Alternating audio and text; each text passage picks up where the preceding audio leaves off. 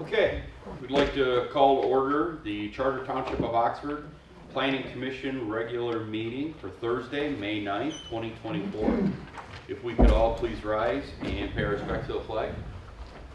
Pledge allegiance to the flag of the United States of America and to the republic for which it stands, one nation, under God, indivisible, with liberty and justice for all.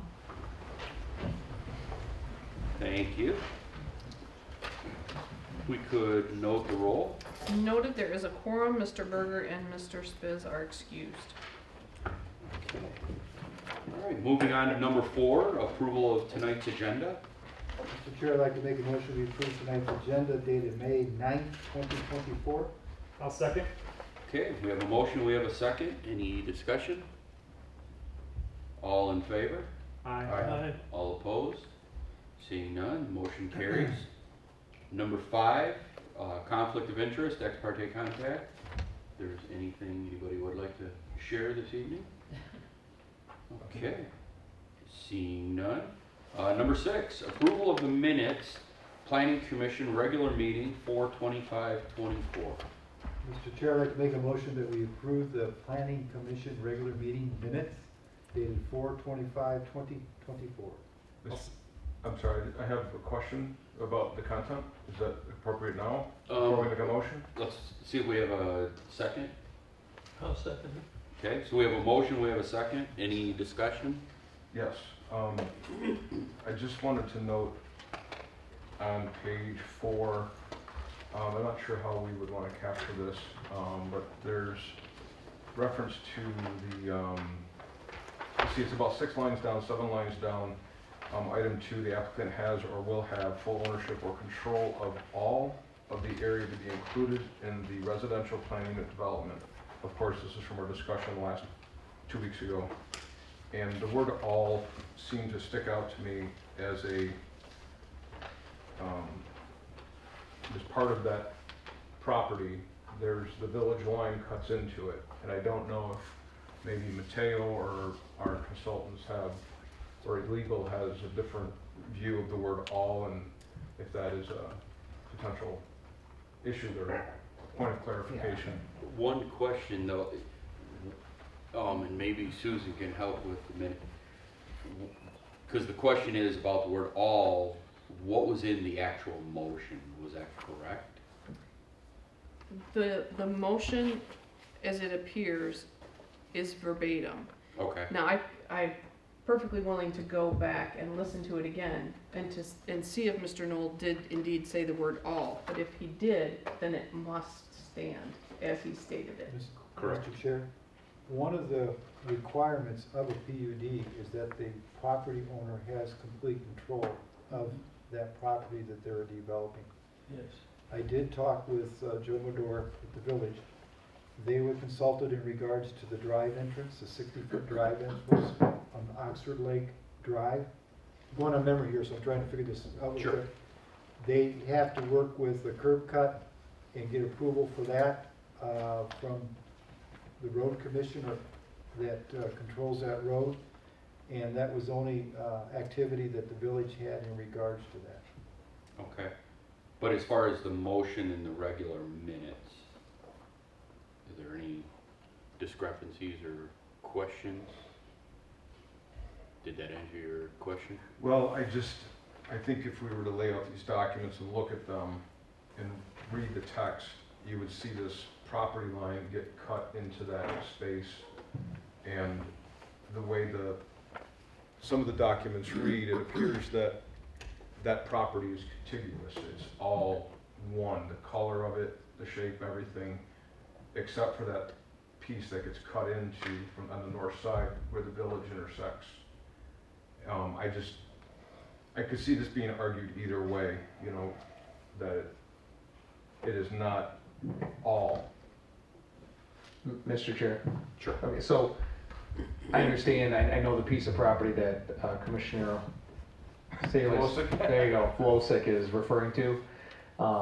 And while I understand the oddity that exists in kind of addressing that matter, I would state that it says all And by all, I believe it is a reference to property, and because everything that is being proposed by the developers within the property, I think that the motion reads correctly.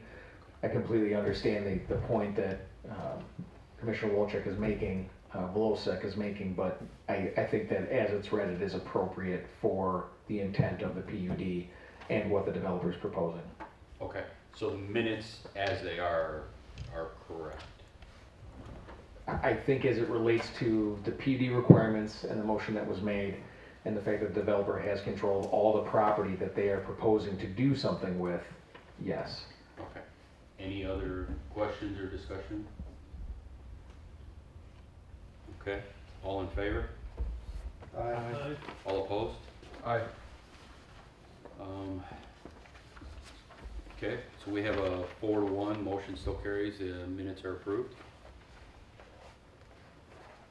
Number 7, public comment on items not scheduled for public hearing or on this agenda. Before we get going on this, I would remind, the way this works is come to the podium, give your name, you have 3 minutes.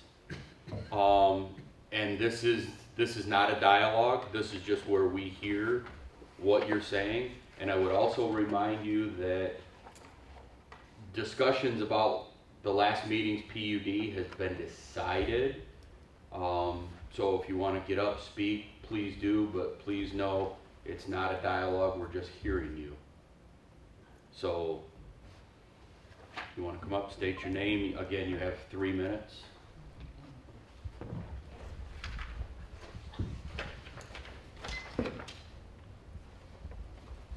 Yes, my name is Roy Gillard, 835 Woodley Way, Oxford.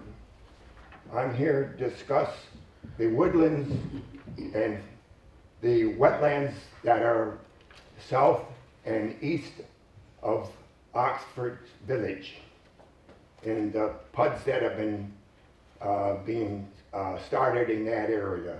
I have some pictures that I would like to hand out. I had submitted them a couple of days ago, and they were here waiting. So if I can provide these, thank you.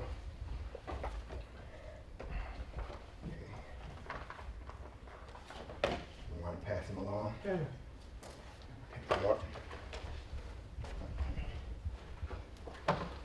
Basically, what I have in that packet is pictures of the floral, wildlife and woodlands of the area to the north of Drainer Road, east of Oxford Lake Drive.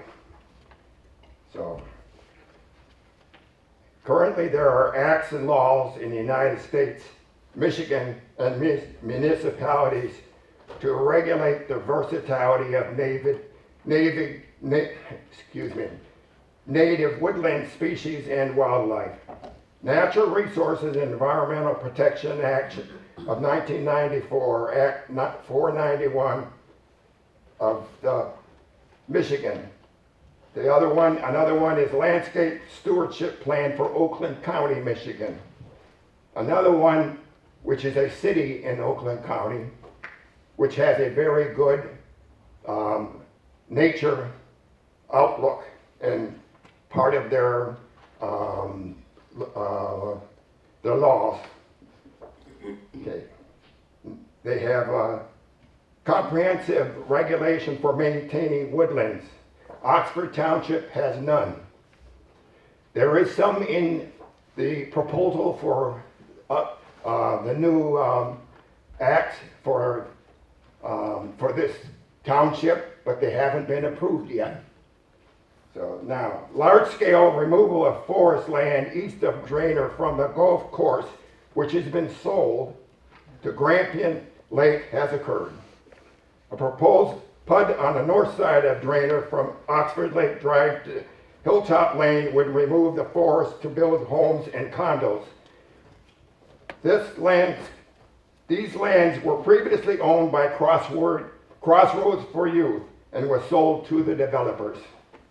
With all this land stripped of natural vegetation, The wildlife in this area is being enforced farther north towards Oxford Middle School and east into rural privately owned properties. You're at 3 minutes if you could make your last point. Okay. This includes foxes, coyotes, heron, deer, cranes, wild turkeys, etc. As I submitted, I have pictures of some of the wildlife, including bald eagles, and evidence of their presence. Okay. I found and documented trees in that area that were all the way up to 5 foot in diameter. I think it's called a DBH measurements. And there were several trees that were several foot thick. And I measured one for sure was over 55 inches. It was like 60 inches tall.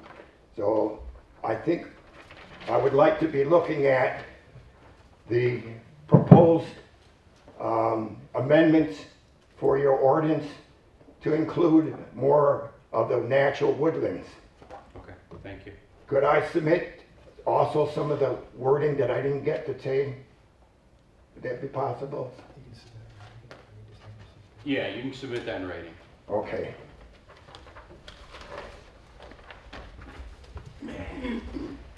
Thank you very much for having me speak. Thank you. I don't get to speak too much. I'm very nervous. Good evening. Hello, Denise Murray, 400 Manitou Lane. I have a Lake Orion post office, but I'm an Oxford Township resident. And wetlands are protected under Eagle Park 303. There is a fine of $10,000 a day if proper approvals are not received by the developers or anyone. So if you don't have ordinance, I really suggest you get it because it can be very expensive and they are going after the protecting them. Right now there's a case out in Macomb where a developer was trying to destroy wetlands. He was burying it, you know, trying to make it not look like wetlands. It's a big lawsuit. So just be aware, cover yourselves with it. The reason I'm coming up is I would like to be able to see the master plan on the website. I don't see it on there. It would be nice to have it just so that your residents can see it or possibly even future residents that would like to see what the master plan is because that has become such a big part of our cities now. And I just went through something with Lake Orion and I know that master plan, but I know nothing of ours. So thank you very much.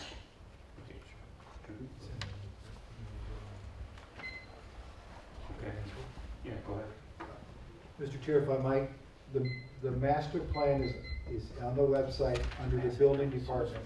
You'll find the current master plan, you'll find our ordinances all listed out there for your review. Thank you, I appreciate it. I couldn't find it, thank you. Good evening. My name's Marguerite Little. I'm at 422 Thornhill Trail in Oxford. And I would like you to consider an ordinance like Macomb County has. When a developer comes in to a wooded area, they count the trees that are over 5 or 6 inches in diameter, and they need to maintain 25% of those at the end of their development.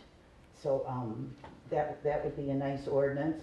Also after our last meeting here on August 25, I was concerned about the safety of the traffic at Drainer and Lapeer Road, so I called the Oakland County Road Commission to ask them about it, and they informed me that East Drainer is not a county road.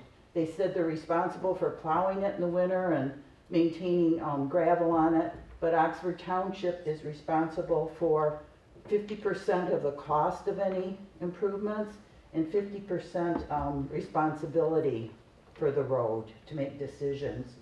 And also I'd like to note that several people have called Eagle about the development that has been discussed at the corner of Oxford Lake Drive and Drainer. That developer has not submitted an application to Eagle as of yet. So I just wanted to make note of that. And I thank you for your time. Thank you.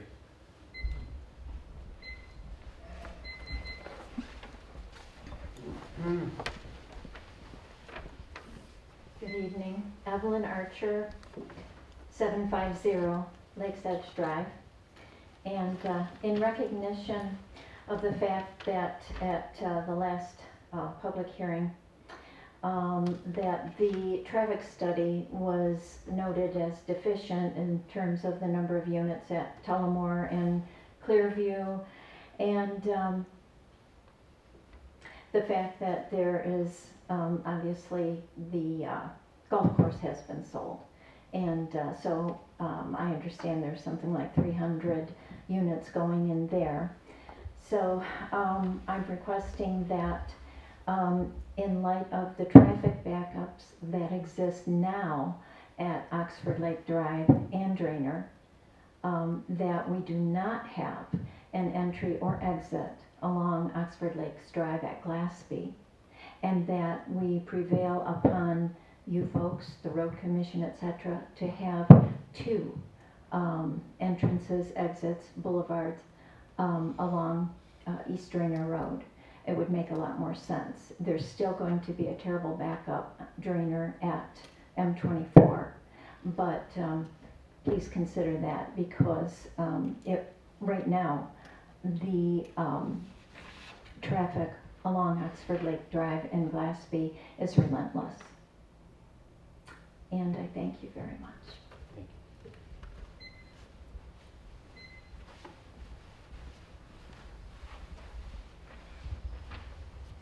Anyone else? Okay. Thank you. We can move on to number 8, commissioners' comments. Anybody have anything for this evening? Sure. I'm going on a limb here, but I'm gonna ask Mateo to help. Oh, It's easy. Can you explain what a preliminary approval is for me during my commissioner comments? Sure. So, and I don't believe I stated this earlier, Mateo Passalacqua, Carlisle Workman Associates, we're the planning consultants for the township. So a preliminary site plan approval, review and approval, or denial, or whichever way the planning commission votes, so is really kind of the first step in a proposed development coming forward and showing how the different ways that they meet the ordinance or the development intent of the area is, and or any deviations or variances that they might need as it relates to that zoning or that development. And it gives the planning commission and the consultants an opportunity to review it, really kind of put it through the first filter of, do they check all the boxes required for the zoning, required for the landscaping, access, is the amount of units that they're proposing the appropriate amount, so on and so forth. And it allows us to write a review that then can guide the planning commission on saying, yes, we think this development's on the right path, but here are some things or conditions that we want to apply to that approval. If we do approve it, you can approve outright what they're proposing. It's incredibly rare, but you can approve with conditions, which is the more typical outcome, in which you say that, yes, we do think that this is moving in the right direction, but here are some things we need to either see clarification on, improvement in, so on and so forth.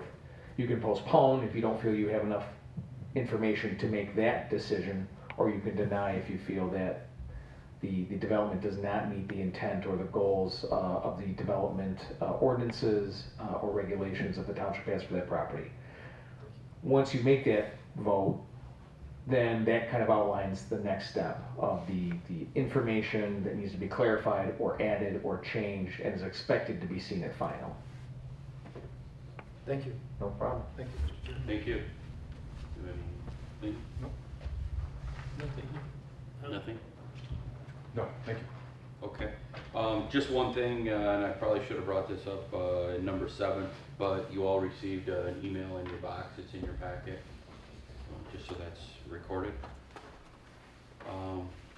Okay, moving on to number 9, public hearing. Zoning ordinance text amendment to update section 12.6.E.5 to require an approved preliminary site plan be submitted within 60 days of Planning Commission approval, and Article 4 to specify when preliminary, combined, or final site plan is referenced. Okay, sure. So this language, the intent of this language was to address there was some ominous language in the special land use section that just related to site plans, and not necessarily preliminary or final. And so applicants, when they want to do a special land use, we wanted to provide more clarity that it would go through the same preliminary and final site plan process that a normal site plan would, as well as add a timeline as to when, if you do get special land use approval, you then have 60 days to get a site plan in, because too often it can be the case where someone gets special land use approval, and then you don't see anything for a year, everybody forgets what the conversation was about, and or the special land use can expire and they have to restart the process all over again. Okay.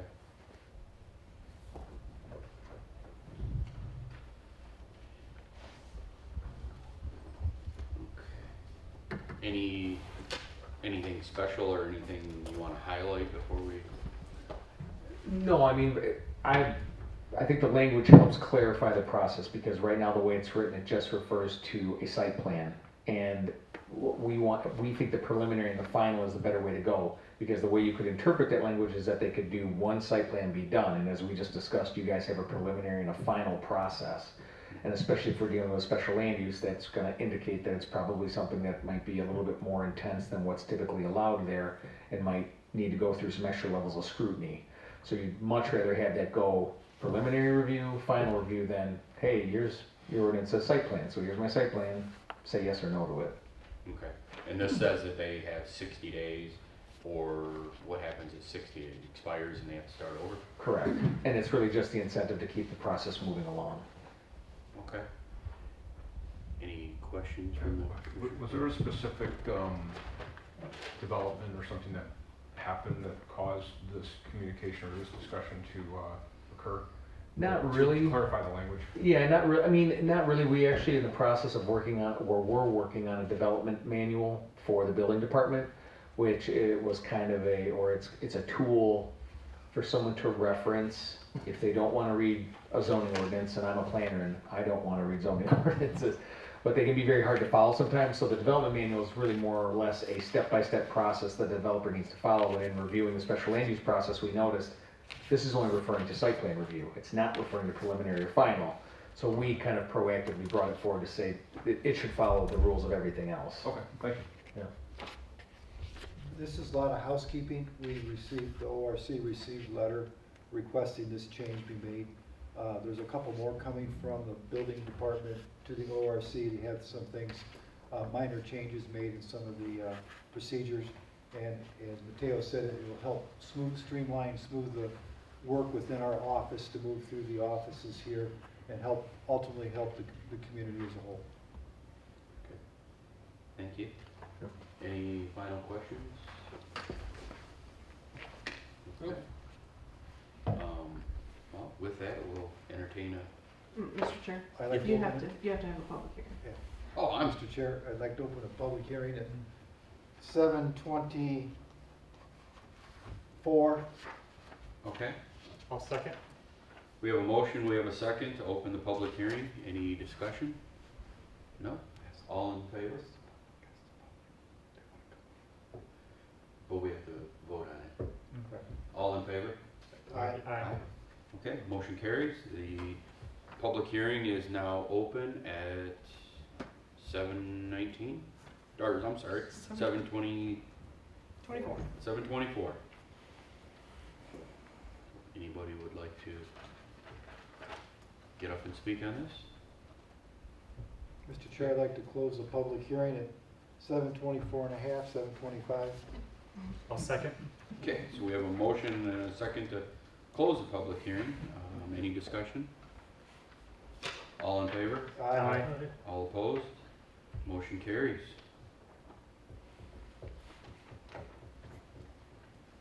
So any discussion or? I need a point of order. Mateo, what is, if I may, sir? Sure. What is next with this? Do we have another public hearing? For the special land use, no, you would have the 2 readings at the township board. So Do we need a You recommendation? just need to recommend We that just need to the recommend. township board approve this. Thank you. Mr. Chair, I'd like to make a motion that The planning commission recommend this to the township board for approval. Second On the that. zoning ordinance text amendment update, section 12.6E.5. I'll second that. Okay, so we have a motion, we have a second. Any discussion? No, thank you. Okay, all in favor? Aye. Aye. All opposed? Okay, motion carries. All right, moving on to number 10, unfinished business, master plan update.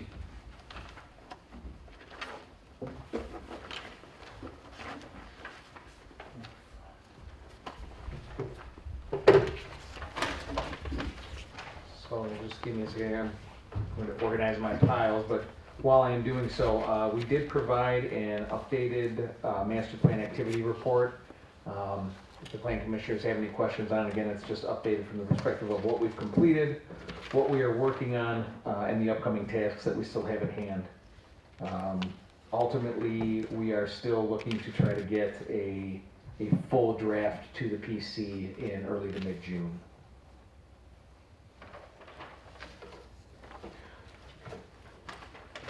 Can I ask a question? Mateo, the results of the surveys, how do we get that information? We start to understand all the information that's been compiled for the surveys, and how do we receive that information from CWA? We do have, I thought it was included with the PC, but we've done like memo synopsises of like the Okay. feedback from the survey report or from the online survey and then the charrette.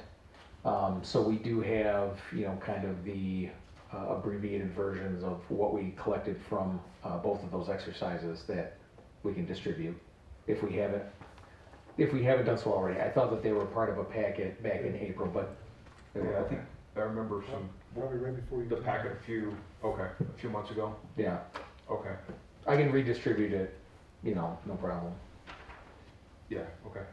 I think just getting that kind of summarized, I think refreshing our thoughts on what the survey results were as we read the draft might be helpful for me at least. Okay. Mr. Chair. Sure. We're still talking about the updated master plan activity. I had dialogue with Megan in regards to the steering committee. The steering committee's been rather dormant. You might not know this, or the planning commission might not know this, but she's going to work with the steering committee, particularly in regards to what the topics of tonight. Okay. Yeah, I had seen that correspondence between, I believe, her and you, yes. Okay, well, with that, we've got a few parts of the master plan to go through this evening. First in line is the future land use draft map. So, as you know, the future land use map and the future land use section is a big part of the master plan. It's an important part of the master plan. So what we put in front of you tonight is a draft future land use plan using the designations that we've discussed in prior meetings. And that is meant to try to highlight all the different types of feedback we've received about Oxford Township and, you know, where it's going in the next 5 to 10 years. We did outline a handful of questions that I think will be helpful in us soliciting feedback. So per usual, I kind of like to go left to right. I'll go right to left. I'll mix it up as I can, but we'll kind of go through and answer each question. I'll get your feedback and we can discuss a little bit further, then move on to the next one. So as it relates to the future land use map, I guess again, starting with Commissioner Ballard, you know, what are your impressions of the draft that we put forward? And again, kind of we can discuss further once we get through everybody's feedback, but I would almost even suggest a scale of maybe 1 to 5, 5 being you love it, don't change a thing, 1 being start over. I would say we're about like a 4, 4.5. There's maybe I'm not seeing anything that's super like alarming related to it. There's maybe some questions that I have related to a couple aspects of it, but overall I'm kind of happy with with what they come Great. with. Commissioner Knoll? We've had a lot of dialogue on this, many with Carlisle Wortman. You have given out some future land use draft with, I don't, this is the one that was just handed out. Yeah, that's the draft, yep. And I went back to 2022, and I went back to 2022 and 2019. And I think this needs a lot more conversation on my part than what we could give it tonight because of some of the short notice we got these maps out. From what I've heard in the different meetings, being with the steering committee, what I've heard from the residents up at the Legacy Center, and from what little I've gathered from the survey, we need a better alignment from what we're hearing, what we're seeing, and I'd like to work on that further. Put you down as a 2. Being very As a 1, being generous. Okay. Fair enough. 0.5. Commissioner Bailey? I would say 4, 4.5. Nothing really jumped out to me that I saw needed any improvement or changes. I mean, maybe some tweaks, but not. And I'll preface this with tonight, it is not our, I mean, if tonight you were ready to present to us this, we believe this is our final draft, go with it, we could take that and go with it. If tonight you're not in that position, that is not where we expect you to be. So to Commissioner Knoll's point, you will have obviously time between tonight and the next meeting to kind of further hammer out what it is based on the feedback. I mean, what I'd like to get is feedback from, as much feedback as I can get tonight to see, again, are we close, are we not close? And that kind of allows us to align our timeline as to when we bring this map back, if indeed we need to bring it back. So just to offer that up. If I may, let me get through and I will come back. Commissioner Turner? I mentioned to you earlier, I thought it would be good to see on the map and also on the written definitions what the real zoning code is. Like what areas are R2, R3? Do they line up with what we've titled some of these? Or are some of these areas titled differently but are the same zoning area? Yeah. And again, I will speak to Megan about that. I know that you have to provide some delineation between the two because this draft will then be used to essentially address your zoning in the coming years. We will use this map to start adjusting what is R1, what is R2, because that could all change. It could stay the same. But I will talk to Megan about some sort of reference that we can provide as it relates to the two. I think a reference related to the listing here and again to each of your definitions, which you spent a lot of time on putting together. Sure. Here. And the other thing with the definitions, I know we have more than one overlay today. There's a gravel overlay, and I believe there's a marijuana overlay. Currently. They do not appear in either of these documents and probably should. Perfect. Okay. We sitting at a 3 with Commissioner Turner? Are we sitting at a 3? What do you feel? 1 to 5. 5 being great, 1 being start over. I'd say 3 to 4. Okay. The real thing, looking at the map, and I'm not sure, could you refer again why you circled certain areas here on this one? On what you're looking at, yeah, so that was to delineate where, I don't want to say substantial, but those are where noticeable changes were made from what you currently have in your future land use to what we're proposing in the new draft. So I just wanted to, because I know you can hold Are them. these smaller areas, larger areas? Is referring to density? Like, are they like a higher density, lower density, different uses? It's kind of a mix of all of it. They might be an increase in density, it might be a decrease in density, it might be going from a commercial to an industrial. I know that you can hold them side by side and rack your brain about what changed, and so I tried to highlight it better in what I provided tonight. Commissioner Wolsek, right? So, year 1 through 5 I'm struggling with right now, so, because I'm still going through this, but a lot of my thoughts are aligned with Commissioner Knowles, that there's a lot of information here, and it takes time to really think through this and make sure that we're doing the right thing. I think when we've talked, and just to make sure I'm aligned with this, that the idea is that the closer we are to the village, the thought is the density could be potentially higher, and as we get further away from the village, the density decreases. Is that the intent? Yes, for most spots, I would say the general theme was to start to de-escalate the density as you start to work your way out from either established areas or areas where we know utilities are going, so on and so forth. So if this is compared to the last master plan, future land use map, based on, just like Commissioner Knowles said, all the feedback we received from these meetings, from the surveys, density is a big deal to this community. And I'd want to really look at that closely and make sure that we're not increasing density from the last map, right? And if that's happened, we should probably really understand why are we doing that. Sure. And that might require, I'm not sure how we would do that as a team. Do we start to dive into that now and look at these different areas from last time? How should we go about analyzing that and discussing that? Well, why don't we do this? Why don't we get through the questions, and then we can kind of, Okay. I think that'll start to keep everyone's gears turning, and it kind of ends with the overall consensus of the individual commissioners on what are your concerns, what answers have I not provided as of yet, so on and so forth, and we can kind of go from there.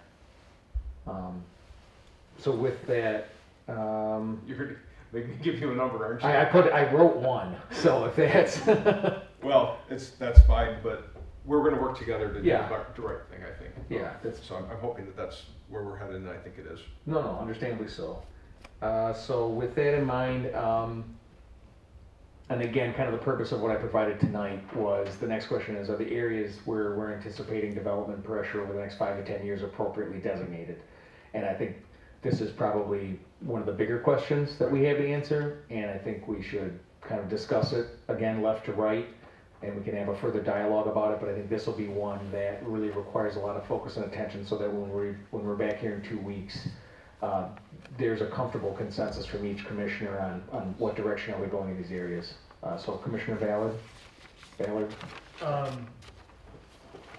So, what, the same concern that I had, or the same concern that I'm hearing as well, is one of the things that I was also worried about is lots of the density being increased in areas that when I look at the map itself, that there's not too many huge changes in the density. There are some pockets in some areas, and so I guess maybe as I look on that, one of the biggest changes I would say to any of those is area number D.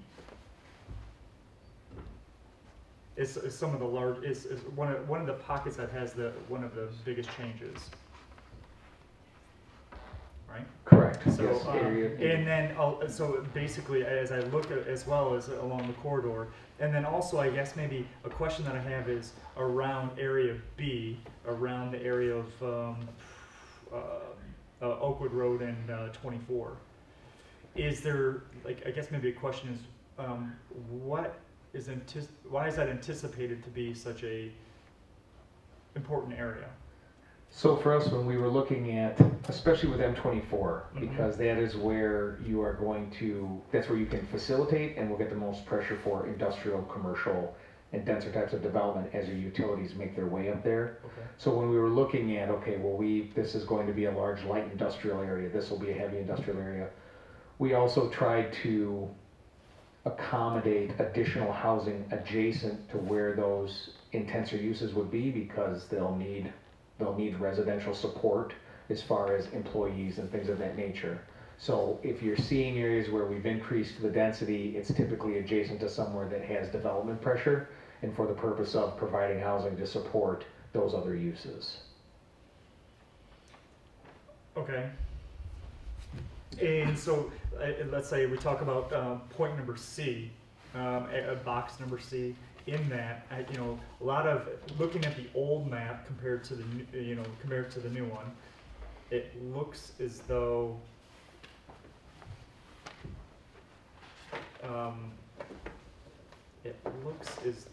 the yellow part of it. So that'd be the village. So the residential. Residential 9,000 to 12,000 square feet. Can we say why they changed that from, or why you're suggesting to change that from industrial to commercial, or to industrial to residential? You're talking about an area C, Yeah. and you're referring to the blue that is the light industrial?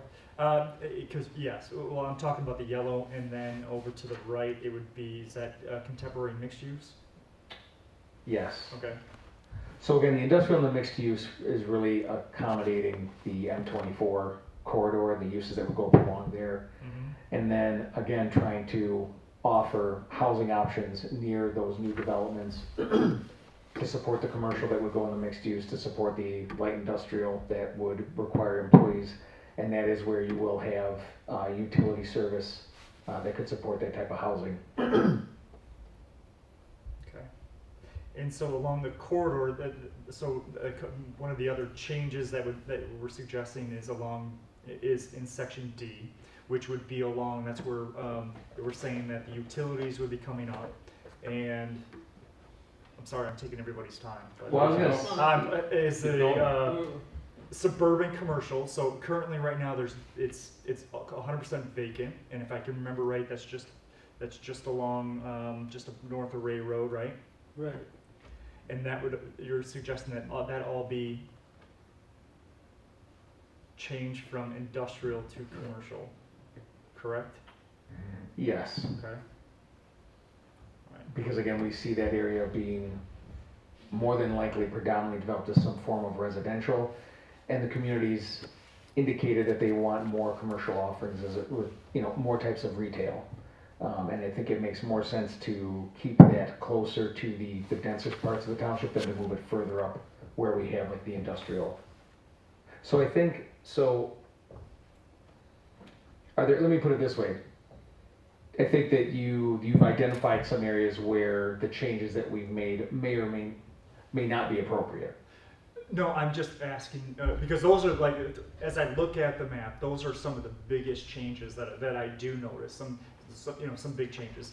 The other areas we're keeping. There's some areas where we've increased. You have to have a larger lots than, for example, like there's larger lot sizes that could be. So they've increased the lot size from, I think, 1 acre to 2.5. I don't quite have it, but just by looking, there's a couple areas which they've increased the lot size in which you can build on, which makes me happy. I'd like to see that. That's less dense. But from a corridor standpoint, now I have a good understanding of what your thought process was along that corridor. So to sum up, Mm-hmm. you're relatively comfortable with the non-residential uses that we've kind of outlined along M24, and in general, in either selecting a higher density or a lower density of housing, you're more preferable to lower density. Definitely as you spread out, yes. Okay, all right. Okay, great, thank you. Because once again, that's Sure. our main thoroughfare. You want to have that commercial. You want to have businesses along there to meet the community's wants and needs as far as from a shopping aspect, from a enjoyment of businesses. Sure, aspect. and that's where those developments will want to go regardless. Okay. Great, thank you. Yep. Commissioner Nold? This is excellent. This is a map that highlights the 12 areas that you have changed, correct? Correct. This is super talking points. The problem I have is there's no you're not providing us with justification for these changes. We've had a steering committee that we've had people, members of, that came in and they discussed things of the master plan. We've had open houses at the Legacy Center where the residents has come in. They've gone through all of our different booths to talk to all the different people that represented the township there. We've had the survey that was out for many, many weeks with information coming back. We even went out to some of our larger businesses. I was part of one with the gravel. We went out and visited one of our largest property owners within this township. They shed some light on what their vision was for their business and their expansions within the township. That's what I need to hear about these 12 talking points. So we went from our 219 draft, our approved 219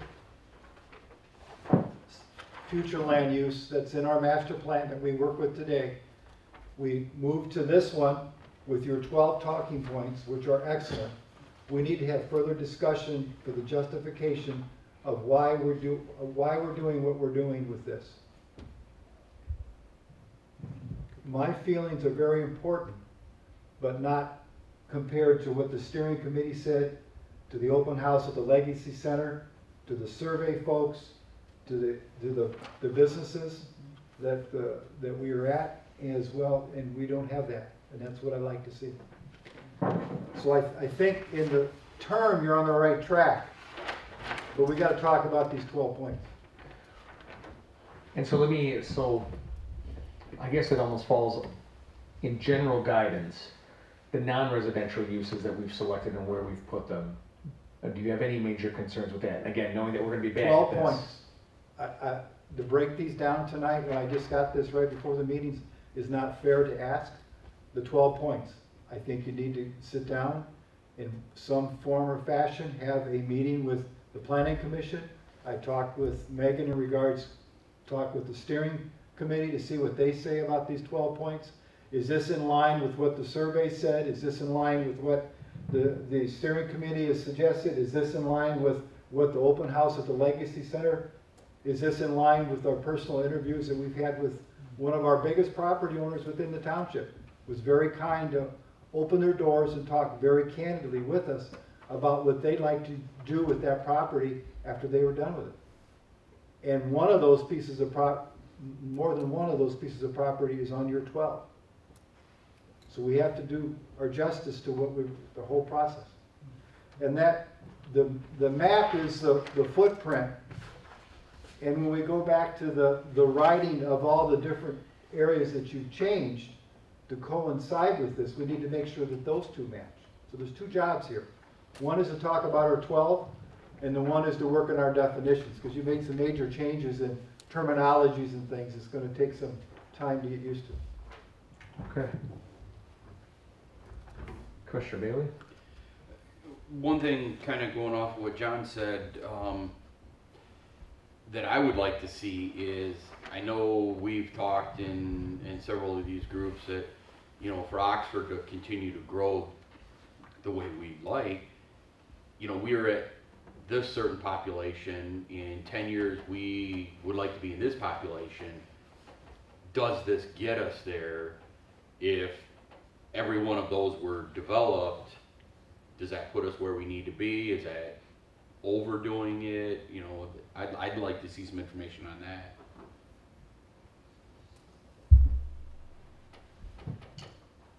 Sorry, Oh, you're good. I'm my own assistant tonight.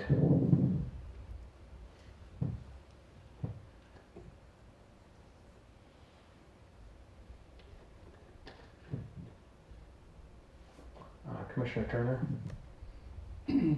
Well, I think I go along with what John is saying. You've identified a bunch of areas where you've changed the size or the amount of the land. And why do we think that's what's going to happen or should happen? You know, for example, item F is sort of a odd-shaped area, and I'm not sure that's all one parcel. No, it's not based off parcels, it's just based off the general areas in which changes were made. Okay, but I would think that there would be more in that area that might be future development. So denser than what we've potentially called for. Yeah. So I'd like some more time to delve into these. Okay. Commissioner Wolchek? Similar to Commissioner Knoll's comments again, I think, I'm picturing our next meeting on this, and I know you want to get to a final, but I'm sitting here looking at how we're reviewing this and referring to letter numbers and of areas, and not everyone in the room has the same information that we have in front of us. So can we have the opportunity to get these explanations for these areas and somehow compare them either on the screens or something so that everyone can see what we're talking about before, and that sort of acts as this meeting now, but it's, you know, obviously a few weeks from now. Sure. Maybe 2 weeks or a month. And then we can have further discussion. The public sees what we see in front of us. This will obviously be part of the record, but they're at a disadvantage. They have no idea what we're looking at right now. And I just don't think that that's as fair for them if we try to vote on it next time and it's their first time seeing it potentially, right? Sure. So that's my main comment there. I'd like for us to figure out a way to present this information and have either maps or something in front so everyone's seeing what we're talking about.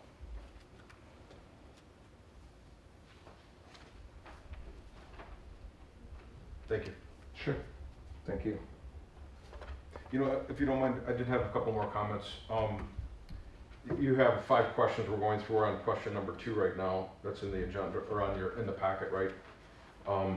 So I'm looking at, this question we're looking at right now is about the development in the next 5 or 10 years. Property might become available.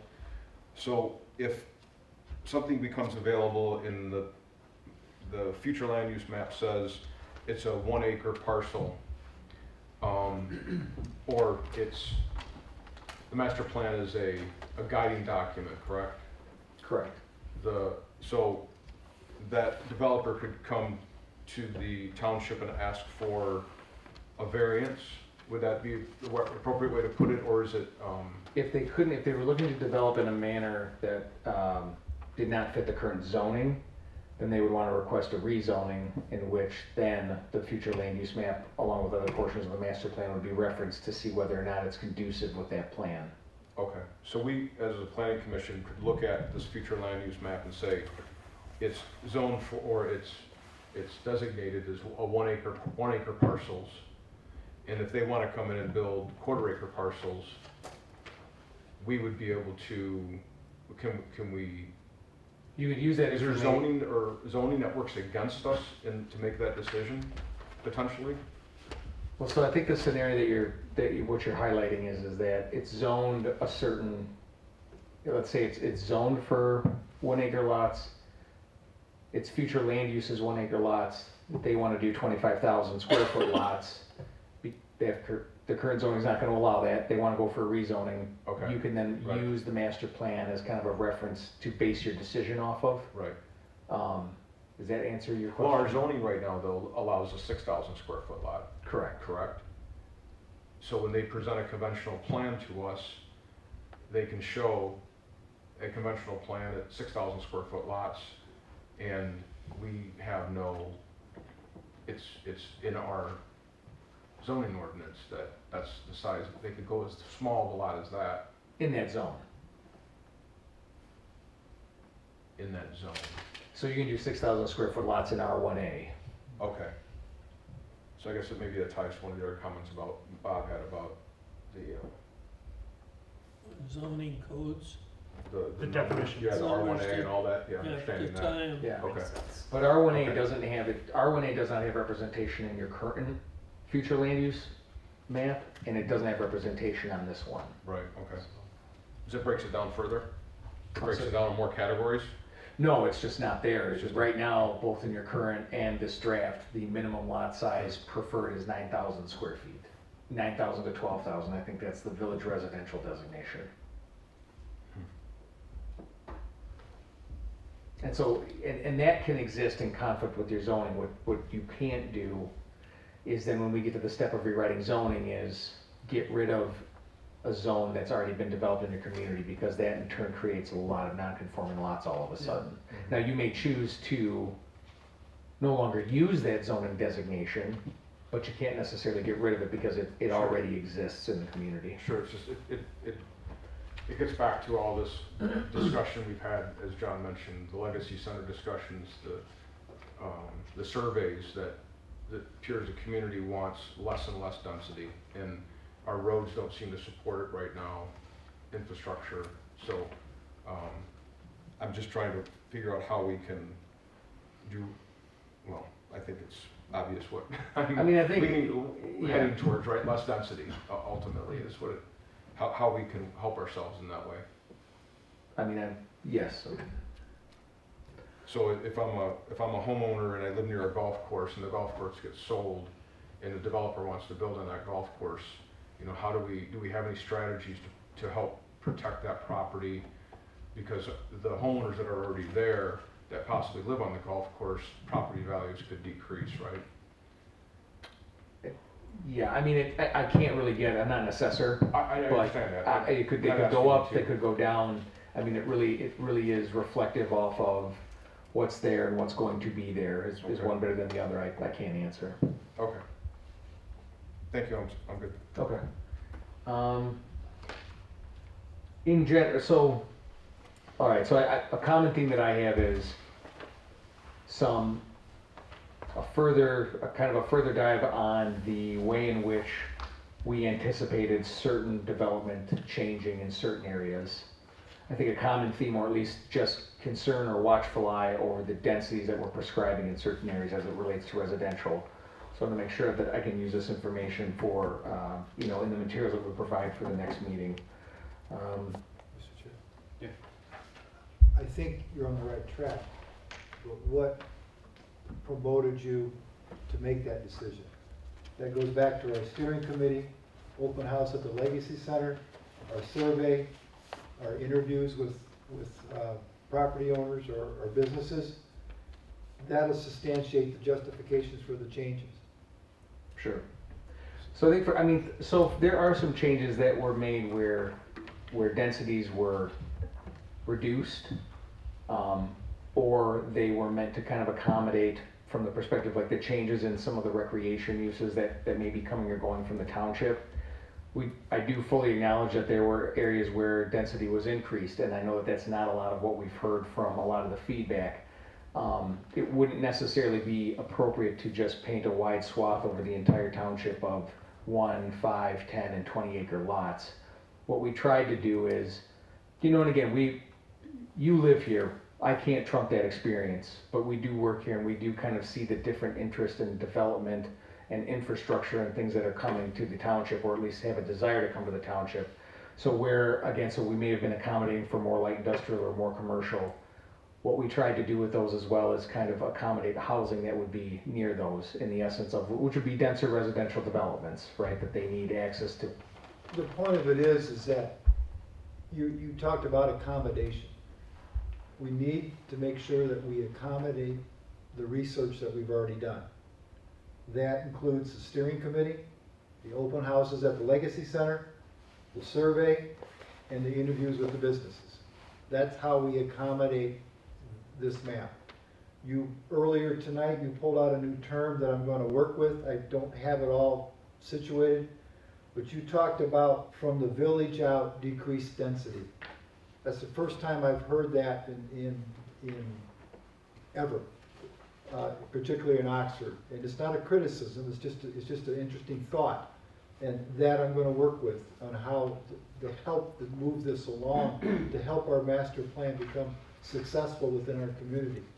If that's truly what we want to adopt, then we need to put it in our in our purposes and things that you gave us, I can't put my hand on it right now, goals and objectives and things that we're gonna talk about later. If that's something that you wanna use, then let's run it by the steering committee. Because that was the whole purpose of the steering committee, was to kick this thing off and to get ideas from the public, bring those in, garnish ideas from the resources. That's how we came up with our open houses and our survey. No, I appreciate the back and forth that we've been able to have, regarding those matters. I have a question, if I may. Item 2, up near the top up here, or B. item B. B, yeah. You've got that as changing. What is the intent of the change? So there's a portion of that residential there that was currently 5-acre lots under the current future land use, and the sliver of it that comes down along the light industrial went to 2.5 acre. Would we consider making more of that light industrial? Expanding it further west? Expanding it, Yeah. further west. Yes, I mean, that's the whole point of, kind of the back and forth of molding No, this map. That's the point we need to have on each one of these areas. And what, as we go forward, should that be industrial?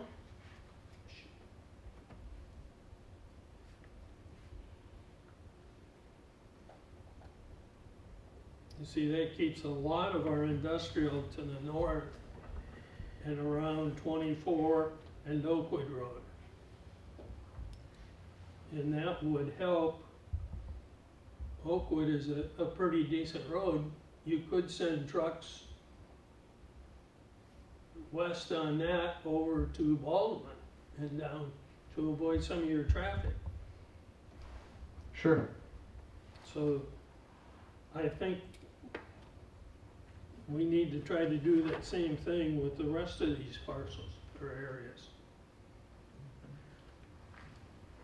In addition to what these other aspects that John talked about have indicated.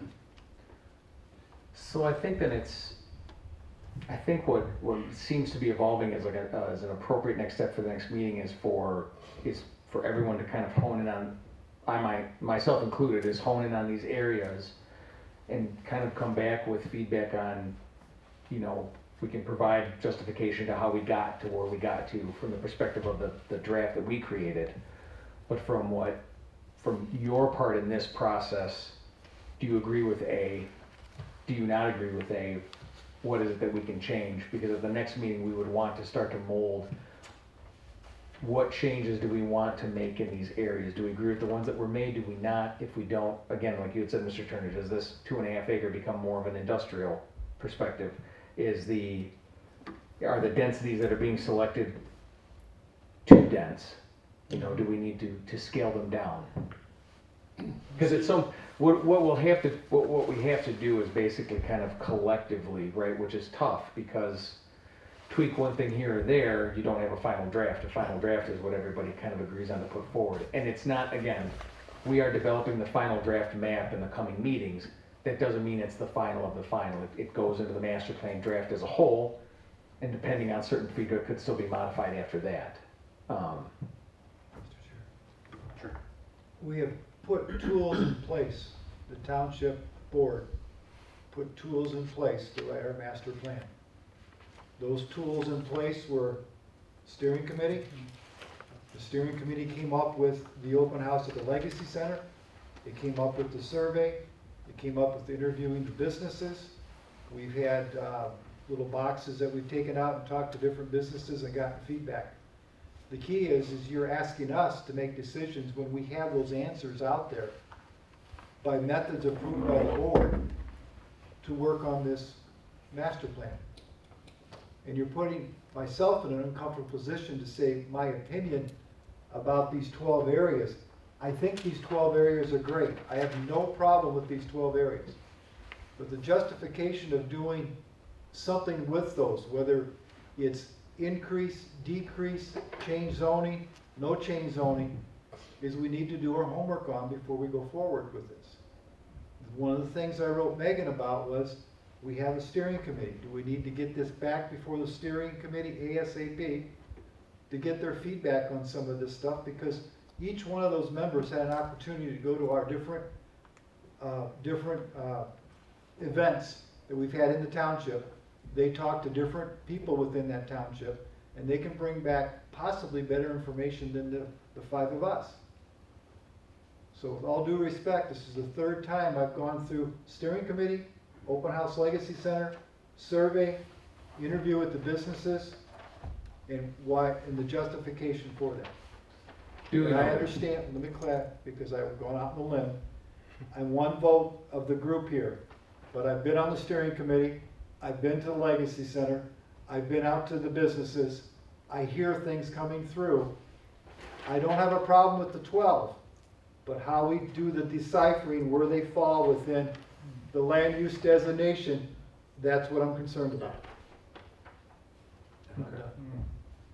Again, it's a very good point. All right. Well, let's do this then. With the planning commission, so we also discussed, and it's not on the map as of yet because I wanted to solicit some feedback, but one of the designations that we had provided was an open-minded overlay, which would allow for some creative mixes of the future land use designations that we provided. You would be able to combine any 2 or 3 of the designations that are already offered, with the exception of the heavy industrial, onto a certain site. Again, this is future land use, not zoning, so we're not saying it's permitted. We're kind of offering up that we have an open mind about these areas. Some of the areas that we had kind of had in mind when we were developing this were the very small commercial parcels along South Lapeer Road, south of the village, down to Drainer Road, and even just a little further south where they start to kind of sandwich up against the golf course. That was one area where we thought we might want to try to keep an open mind, because those lots are they're very antiquated. It's very hard to develop on them in current standards.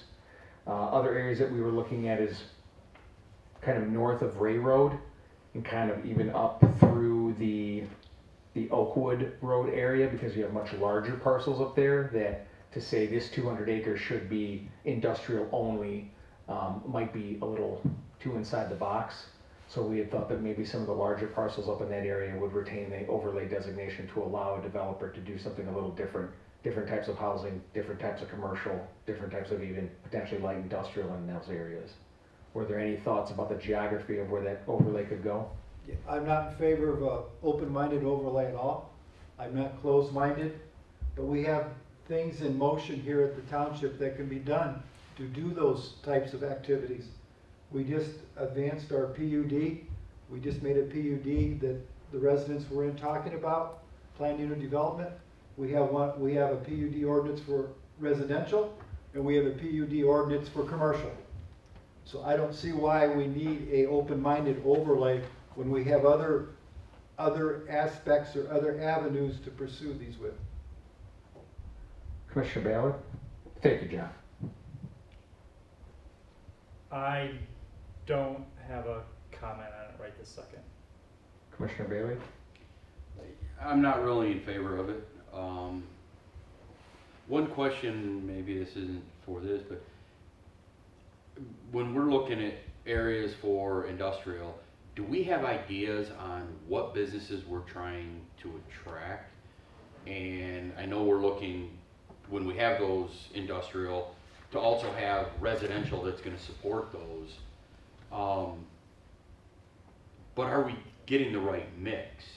I mean, if you're bringing resident or industrial in, and these are, $15, $20 an hour jobs, and you put a subdivision that they're $500,000, $600,000, $700,000 houses, those guys aren't working there and living there.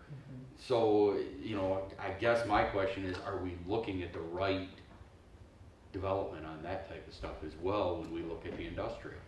No, that's a fair question. I mean, we did try to mix multifamily and or mixed use kind of in and around the areas that had light industrial. Not by any great degree. There were not huge swaths dedicated to multifamily. But those are the types of developments that would likely better support your entry-level light industrial positions. So I think that that's part of the conversation that is to be held yet, is where is the appropriate places for those to go. Okay. And then another question I had was, when we're looking for, a lot of the density, I know a big hot topic right now is when these developers are coming in and clear cutting and putting in all these houses. Have we looked at other areas that might be already flat or won't require a lot of that nothing's being done to put some, you may drive 5-10 minutes out of the village for a subdivision. So to frame your question, you're asking, would we look at an area that's already cleared and say that might be better suited for a denser development because it doesn't require as much clear cutting? Is that kind of the point that you're making? Right. I mean, not only based off of a knowledge of the local area. I mean, it wasn't necessarily a satellite deep dive on every parcel that we were helping to designate. Not that isn't a fair point to make about, do we want to try to hone this in on areas that are more cleared, or what do we do with areas that are more wooded? It could get a little subjective as to who considers something to be a wooded area and who doesn't. Right. Commissioner Turner? This is, again, the conversation started with the overlay, so you're pro-con, you're fine, you're pro-con on I got you. overlay, where it may go, or whether or not you support it at all. Well, I support it, but I need to understand, for example, your L over here. I don't know what you intended for that as being something that could be developed when it looks like everything around it is basically 1 acre already. Why would you do something different there? Well, those are not defining where the overlay would go. The overlay is not presently No, I'm represented. not talking over it. Okay. I'm just talking, you said future growth area, and based on this, I can't really tell what your thoughts are as to what you'd have in there for future growth. I think that area was actually an expansion of the 5 acre over the 2.5 acre, because that's a much larger parcel. Yeah, it's some kind of a residential area, Correct. which makes sense for it. Although if you go to much of anything else, then you're probably in the spot zoning. But that's the understanding we gotta have, looking at each of these areas. Sure. What was somebody's vision? The steering committee? Your vision? No, understandably so, yeah. I mean, a lot of this, I created this map. I take full responsibility for it. Well, And no, I know that's not but what I you're... appreciate you taking the time to mark these areas out so that we didn't have to sort through 2 or 3. No, and my apologies, it's something that should have been provided when the packet went out. If anything, it was after the packet went out, looking at them side by side, and even myself saying, doing this, I'm like, that's not what they're gonna have time to do up there. So, albeit late to the party, I wanted to make sure you had something, and something like this in a more formal nature at the next meeting is 100% appropriate.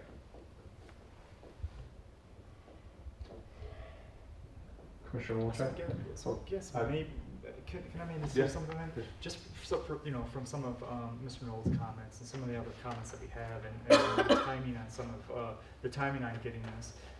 Is it even appropriate that we're even talking about anything else and discussing it until we have more time to look at this, more time to get the information that the statements that Mr. Knoll has requested, and then we can make better, more educated statements and answers to some of the questions that you have. Yeah, I mean, to be honest with you, we're kind of wrapping up to yeah. the information that we were gonna talk through tonight anyways. I mean, I think it's a general consensus that I need to take this feedback, I kind of need to regroup and rethink about what the appropriate next step is and what the appropriate next step is, right? So that the next time this comes to you, you feel more informed, you have the information that you're seeking, and you have the feedback and the guidance from all the different mechanisms that would be used to inform something like this. I can't say if that's the next meeting, but it will be sooner than later. Can I make one comment?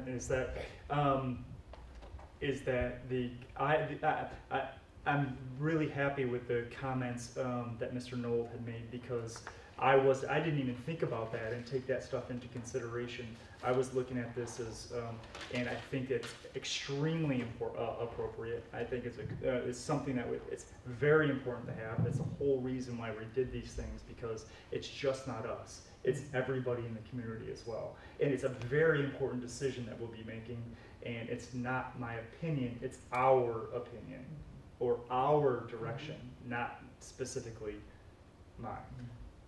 So I would like to say is I would prefer us not to talk about it anymore until we have more information. I would agree that maybe a special meeting, that's all we talked about. And if we had representatives from the committee, we had, the event, the data or stuff that came back from the event at the Legacy Center. Look, can we go into a brainstorming session real quick? Sure. Mateo, if you reverse the Legacy Center and put everything up here that we did at the Legacy Center, invited the steering committee, invited the planning commission, and had them come in and review that, took your 12 quadrants, took your definitions, except for the open-minded overlay, No, you're fine. and presented that to the group in a very organized session that would not take all night, and trim this down and get feedback. Then when you brought it back to the planning commission, or when it went to the board, you would say, we have our 12 districts here that we've worked on. We've gleaned information from the steering committee and supported that with the Legacy Open House, supported that with the survey information, supported that from interviews with our local businesses. That's our justification for why we did what we did. One thing you gotta add to it though is that we have to realize that we do have properties out there that are zoned for certain uses that are still vacant. Now you can't capture all those for many, many reasons, but you need to have an understanding that there are properties out there with a certain zoning that nothing's happened with.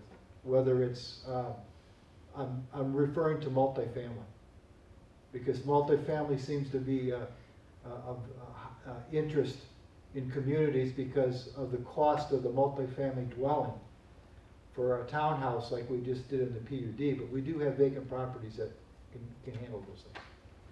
It's just an idea. Yeah, I would agree with your idea, John, only I think the 5 of us ought to be at that meeting as well. That But was sitting there with our mouth shut, listening to the rest.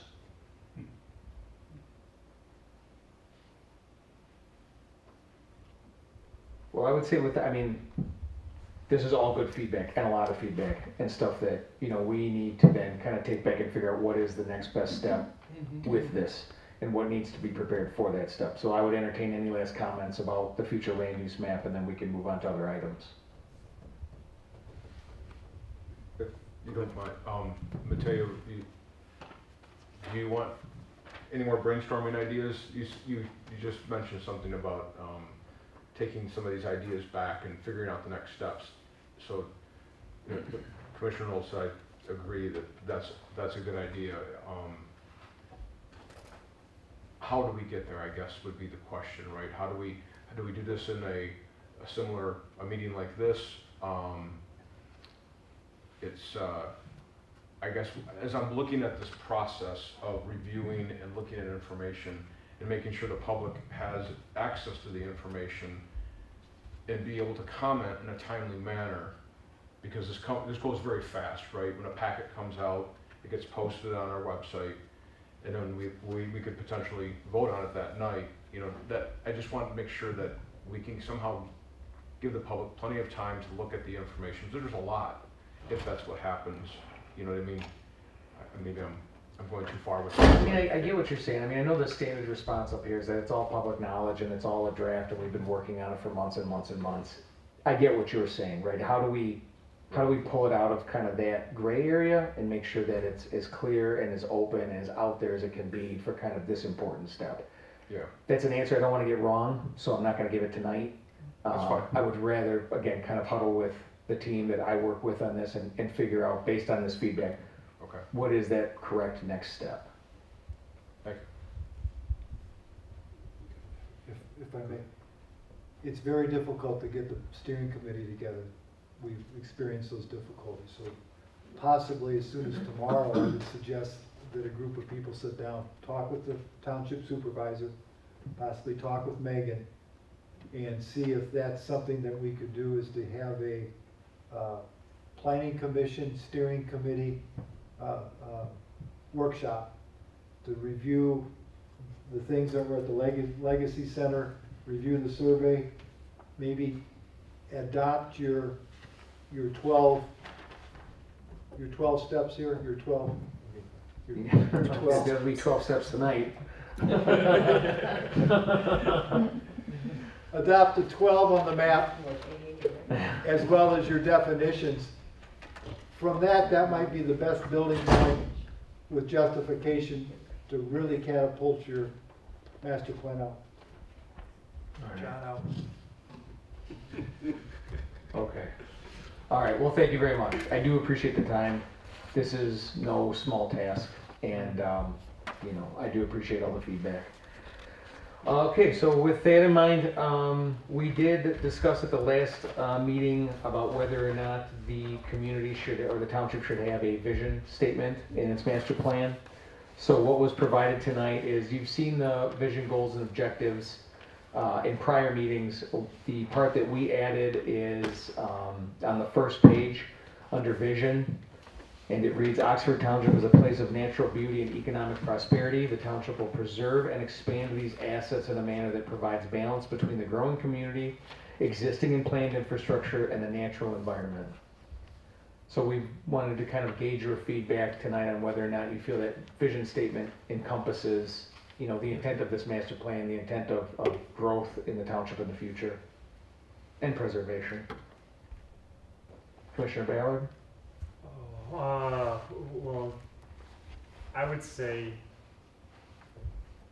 no, because we don't, so Oxford Township is a place of natural beauty, which is true, and economic prosperity. The township will preserve and expand these assets in a manner that provides balance between the growth community, existing and planned infrastructure. I would say we don't have quite the plan yet in place. So if that's our vision, we would have to put some of those things in place from what I'm hearing, right? So that's in the natural environment. The So influence for this, well, the influence for this was to try to,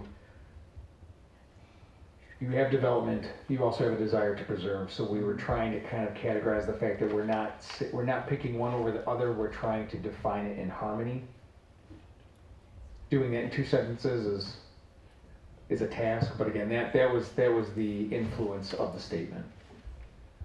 Yeah, I love that we would have a vision. I don't know if necessarily that is the right vision for it. It's a beautiful, it sounds great, but it is that we have to, I want to make sure that that is a statement in which all of our guiding principles and the things that we have in place actually does.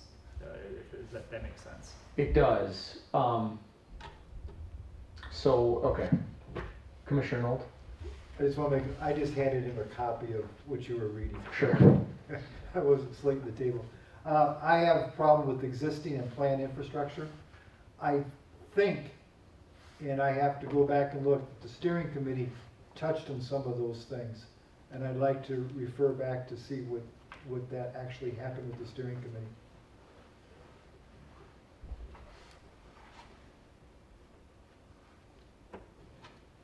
Commissioner Bailey? I think it's a good statement, kind of where we are, I don't know that I would say it's a vision of where we want to be 5 years, 10 years, 15 years down the road. I think when I look at a vision, it's here's what we want Oxford to look like 10 years from now. I think this is more of here's where we're at and what we're going to continue doing. So if it's a statement about what's going on today that needs to change what you want to do in the future, what would change?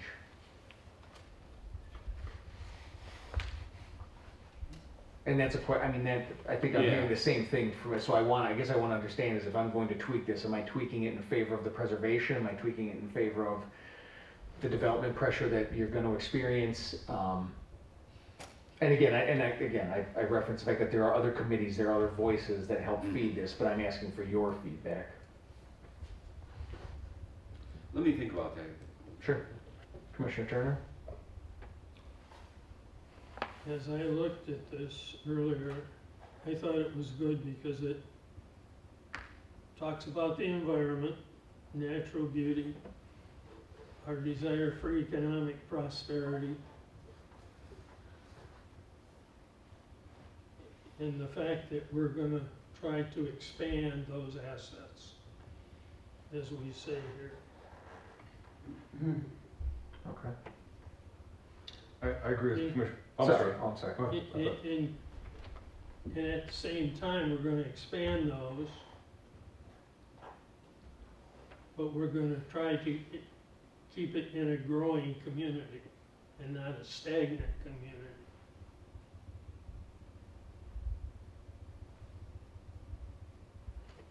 Is that? No, perfect. Great, thank you. Commissioner Wolchek? My comments are very much in line with Commissioner Ballard's regarding the natural beauty and economic prosperity.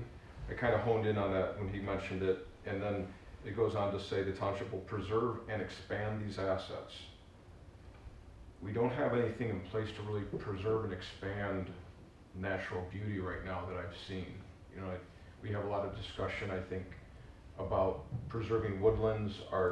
Page 61 of our existing master plan talks about preserving existing tree rows and woodlands whenever possible, possibly through an amendment to the zoning ordinance, including tree protection and replacement standards. This is the master plan that is currently in place, and we would reference. It doesn't feel like we're doing that, or I don't see evidence of us doing that. And I think there's some other discussion from the public about that tonight, so I'd like to try to figure out how we resurrect that and maybe bring it to the township for a vote at some point to I thought John was raising his hand. He wanted to add to my discussion. That's okay. I pause there for a moment. But anyway, those are my initial thoughts on it. The words sound great. I completely agree. The phrase sounds really well, but I think when we look at it and go, are we really preserving and expanding the assets of natural beauty right now? Well, but so I get what you were saying. What would I change? Well, yes, but also from the perspective of there is language that exists in the 2019 plan, right, that talks about preserving natural beauty and preserving so on and so forth. Why that necessarily hasn't been leaned upon and used to change your day-to-day ordinances, I can't speak to. But what this statement tries to provide is a little bit of the same in the perspective of it gives you the backing to say, hey, this is called out as something we want to preserve and even expand upon saving. So if this statement makes it into your future master or the future land use map for your 2024 master plan, do you feel that it's written in a manner that would back the efforts of writing zoning regulation or writing policies that then preserve the natural? Do you feel that this is strong enough to then take that next step? And if the answer is no, that's... Well, I'll say no. Okay. Because I would want to refer to the survey results first. All of our 800 and whatever from the community, I'd like to take those results, look at comments, because there's areas for just open discussion, I think, on or comments, right? and understand where the community is at, so we can help form that with their thoughts in mind. And I guess my question back to you would be, was that done when this was created? I mean, I would say yes, because what we were trying to capture is we did hear things about more commercial, more retail, more services, more things of that nature. But then again, also very strong wording about natural preservation and the beauty of the township and how, you know, people came out here kind of for those natural landscapes. Right. So we were, you know, you can't build Meyer without tearing down trees. You can't, you know what I'm saying? Like, you can't expand on a tax base or uses without clearing land. But we also wanted to highlight the fact that one of the reasons why people want to be out here and why those services are in demand here is because of this natural beauty that if you take away, then that demand kind of follows and leaves as well. So we wanted to try to find that balance to say we've got both, we want both, we just want them in harmony. That was the intent. If that's not what came off, and then it's tweaking that we need to make on our end.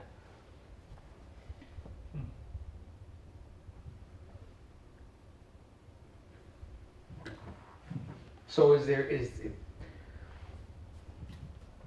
if this were to be modified, would it be modified in the direction more towards the preservation of the environment and open space and less talk about infrastructure? I mean, it's two sentences, but less reference to infrastructure and the economic elements of the community?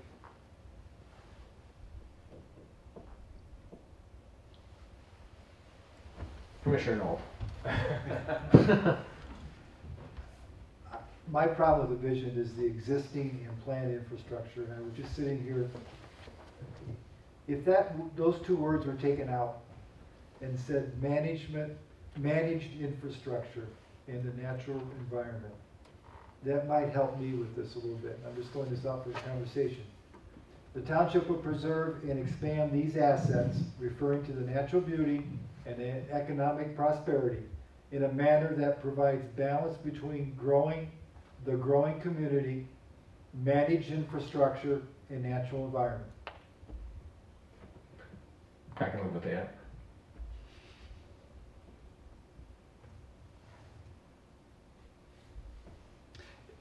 Because the point of having a vision is something to look forward to, right? And it might not be something you have right this minute, but it's something that you want to become and head towards. It's something that you want want us to be, correct? So it is striving for something great, striving for natural beauty, striving for preservation, striving for strength and growth within the community as well. So, and once again, it's that balance between, you know, the balance between the growth of the community and also preserving the natural environment. So,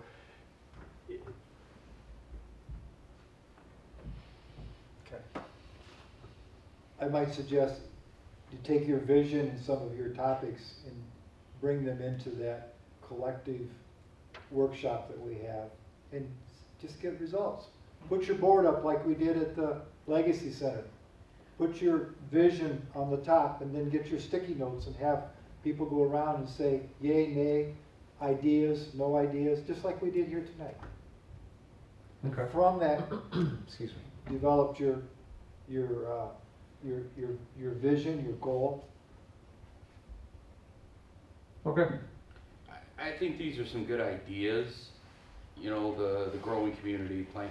But when I think of a vision statement, I think of a bold statement that says, this is what Oxford's going to be.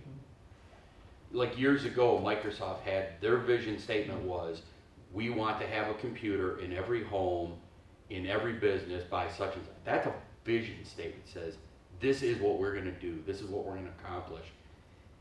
I think this is a good idea, but I don't think it's a bold vision statement that says, this is what we're creating Oxford to be, and this is why you want to move here.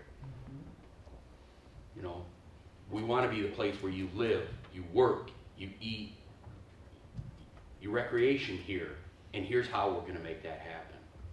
I think it needs to be something bold. Okay. Needs to be measurable. So I would say that so we have like the goals and the objectives that kind of follow underneath the vision, and I think those are what aid in the measurement of the vision, if that answers some of what you're saying. Like I guess for me, the vision to me would need to be bold and broad. Yeah. Whereas, and again, like your goals and your objectives, that's when you start saying like, we want to, it's an actionable item that can be measured. Did we do it or did we not?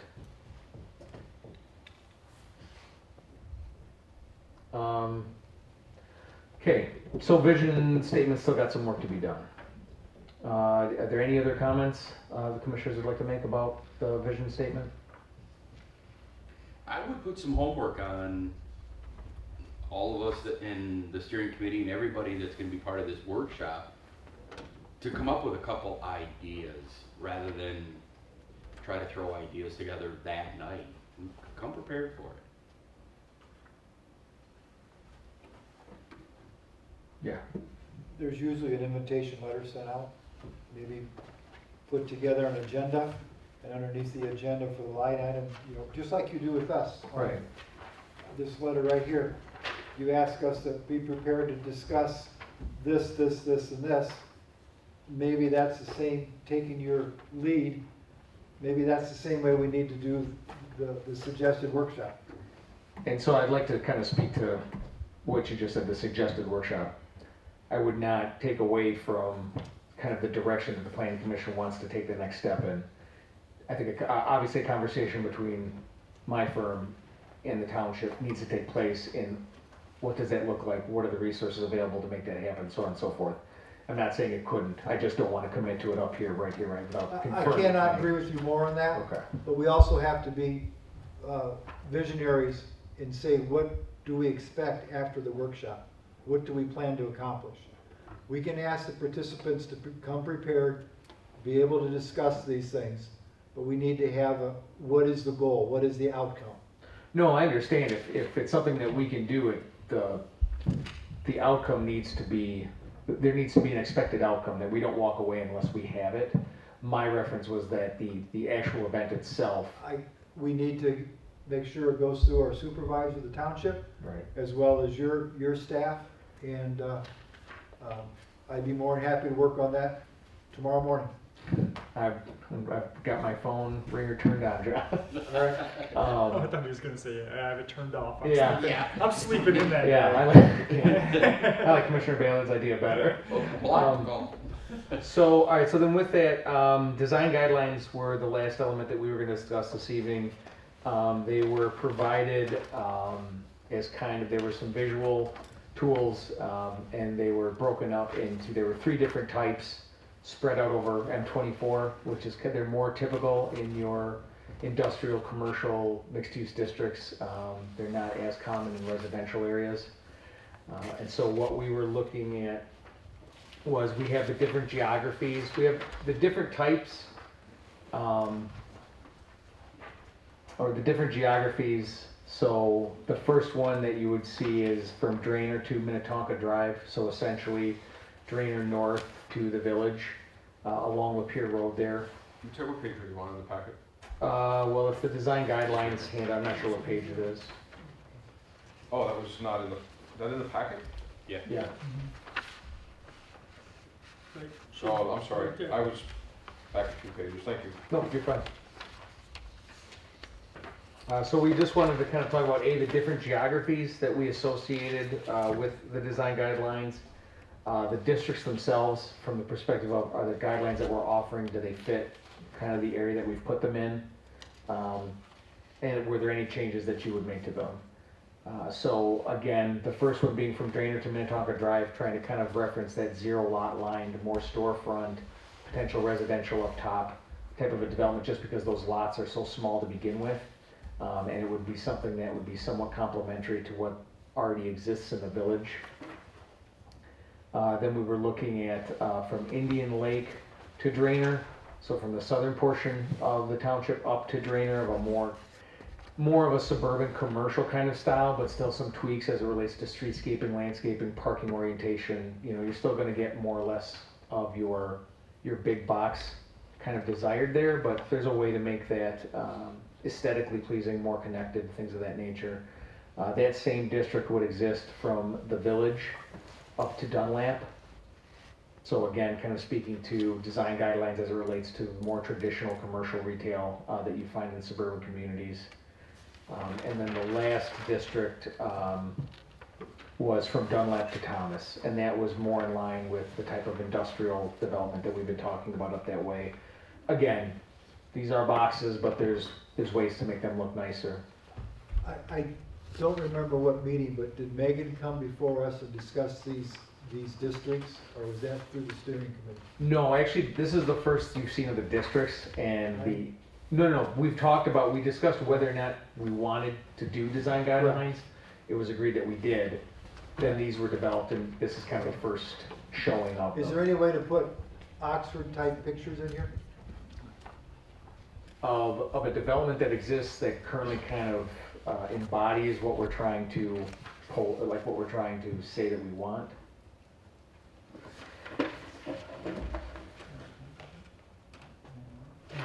Well, more or less from a perspective, there may be, I mean, we can do a survey to see if there aren't existing developments that might actually embody these.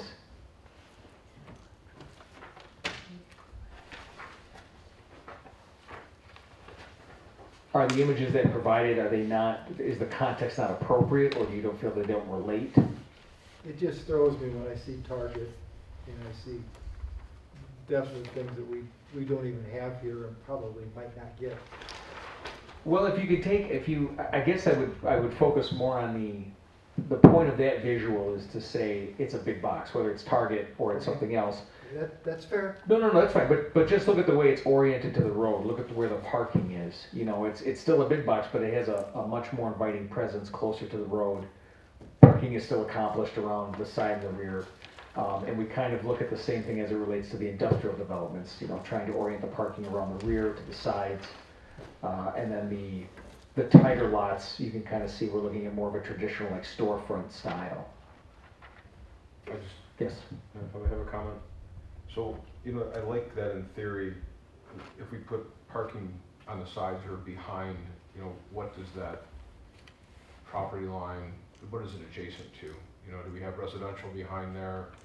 You know, does that create problems potentially with horns beeping all the time and traffic noises when, you know, there's, the community lives right by there? And, you know, I think about what I see in our master plan about the rural feel that draws people to Oxford, right? The trees, the water, just the community's rural character. It's repeated in the master plan over and over again that it draws people to this area. So when I see a development like this, it seems like we're talking about development a lot, and then yeah, we'll put some landscaping in. But you know, maybe we make a bold statement by really increasing the amount of trees and buffer zones we create to keep that rural feel, but we still have some development, right? You know, there was some discussion a couple months ago in one of these discussions. You asked us about, you know, what comments do we have about the vision, and I think someone made the comment of preserve and develop, and I thought that was really well said. You know, that's very simple. But how do we differentiate ourselves? People come here for a reason, and how do we continue to build a community, but in a way that is respectful of those that have been here for a long time? And I guess I've said enough. I think you get the idea. I understand. I mean, I think there's relevancy in discussing buffers and discussing, you know, landscaping requirements and/or preservation of the site. These are completely restricted to M24. So I mean, just from the perspective of like pushing this type of development in the community, it's more or less along your primary thoroughfare. I get that. Okay. I'm just saying, if we do that, if we have a Target, as an example, or a big box store that's close to the road and that has special features, well, why don't we add to that? And kind of to the thought of your vision of, our asset is, one of our assets is the natural resources, the trees, the woodlands. why don't we incorporate that into a development like that and have maybe, you know, more buffer zones? No, I I'm repeating think- myself now, but you get the general idea. Yeah, so I think, so under each one, there are design objectives. So I think it could be appropriate to add a bullet, if it's not already a part of it, to talk about, you Right. know, the expectation would be increased landscaping requirements, I you know, agree, yeah. increased buffer, you Yeah, know. just, it's sort of generic, it seems, on that comment where it says ensure quality streetscaping with desirable building materials and landscaping to provide pleasing view sheds. I guess I just would wanna bolster that and add to it. Let's increase the amount of that somehow to keep that rural feel. When people drive by, if there isn't a Meijer or Target or whatever store in our community, they go by and go, wow, that looks really good. The way they did that landscaping, the way they created that, it's unique to this community, that's all. Okay. All right, so, okay. Then I guess I'll go, to kind of button this one up for the perspective that we're looking at, I'll go left to right and kind of talk about, are you good with the geography? You know, are you good with kind of the intent of each theme? And then is there anything that you would add to the objectives? Commissioner Baylor? Yeah, I've been left to right all night. You That's can't okay, say you I'm didn't see okay that with that. I'm in the good seat. I'm in the good seat. So, okay, ask me the question again. What am I looking at? Because I was looking at the. Sure, no, the geography of the districts up and down look here. Is there anything about them that you might change? In theory, I'm good with the, as of right this minute, in theory, I'm good with what you have here right this minute. And the theme, as far as, again, kind of the suburban, commercial, the Yes. more downtown, and, okay. With that, with, you know, thinking and having the idea of having it in very specific areas in which you're looking for and what we're talking about. So, yes, in theory, I'm good with all that. Okay. Commissioner Knoll? I'm in line with the districts. I think you did there was a good job done on the districts. I'd like this be part of that workshop with a board. Remember how we had the big boards? Yeah. Yeah. If Mike was here, he'd say they were too small. Correct. Yeah. And look and solicit feedback in regards to particularly the objectives and the intent. All right. So, objective. Okay. And I wasn't picking on target. That's okay. It's all right. I'm sure we'll be getting phone calls in the morning. Okay, Commissioner Bailey? I like the idea. I think it's good.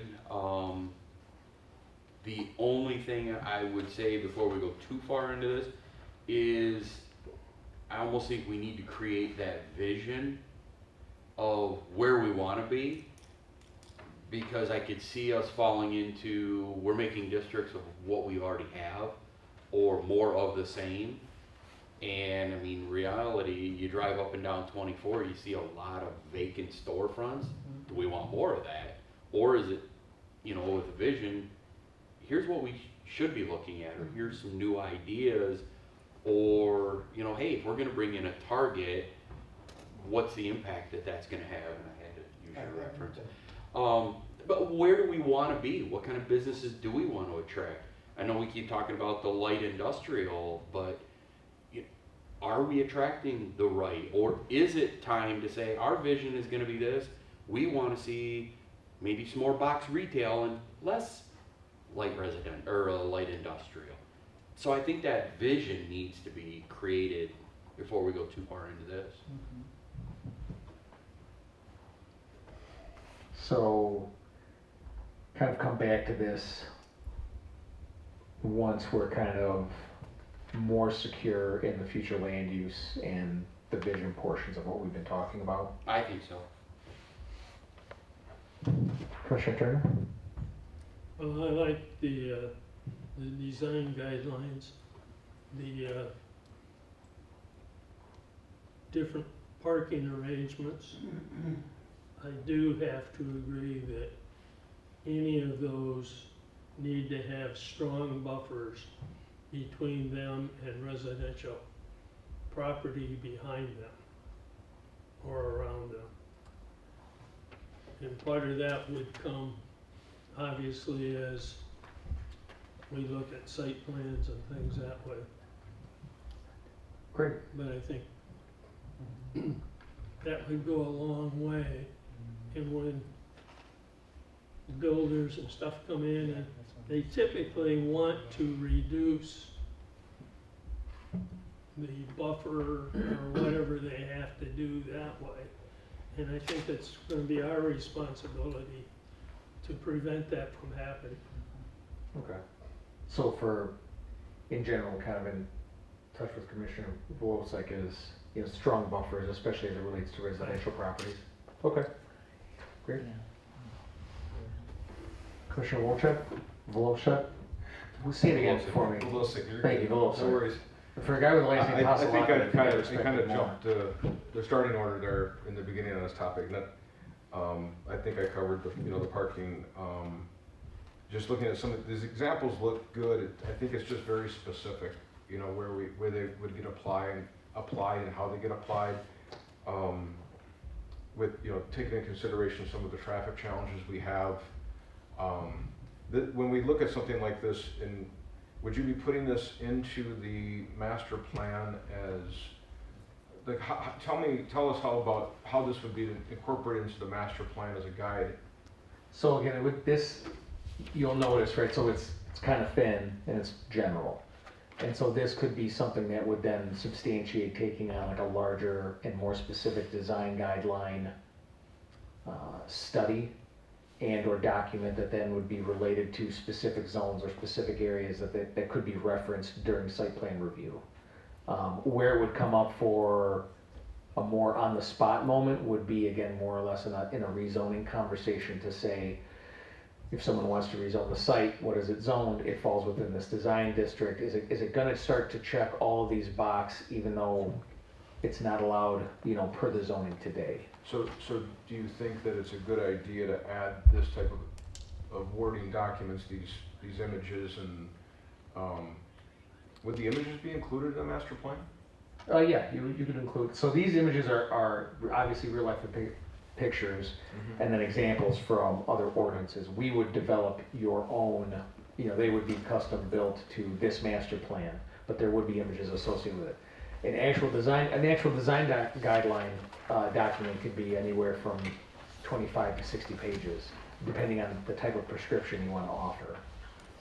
So if we have this document or this type of language in our master plan and a development comes along, this helps us as a planning commission, and I guess this is a leading question sort of, right? Does it help us approve or deny or whatever direction we want to go with something if a developer wanted to take a piece of property and we don't have any guidelines for it, they just could put it in wherever they want. We said, well, we want buffer zones, and they're like, well, I'm not doing it because it's my property. Yeah, this would not be the heaviest hammer in your toolkit when it comes to that. Again, the future land use designation and the goals and objectives are kind of the heavy leans when it comes to that conversation, but this could still play a part in it from the perspective of whatever it is that they're proposing kind of needs to reference this if their goal is to ultimately kind of meet the intent of the master plan and the community's goals. So you can rely on this. I mean, a rezoning typically isn't typically going to come with a lot of heavy duty renderings out the gate because it's just a test in the water, but you could get to the point where in referencing your decision, you could say, well, we get it. You've checked this box as it relates to future land use. You've not checked this box as it relates to goals and objectives. You've checked this box as it relates to the design of that district. Okay. But so this would would not be the heaviest hammer in your toolkit for that conversation. It would be the heaviest hammer in your toolkit if you said we want to pursue a more prescriptive design guideline using this as our kind of guide towards it. Commissioner Knoll? To help you out,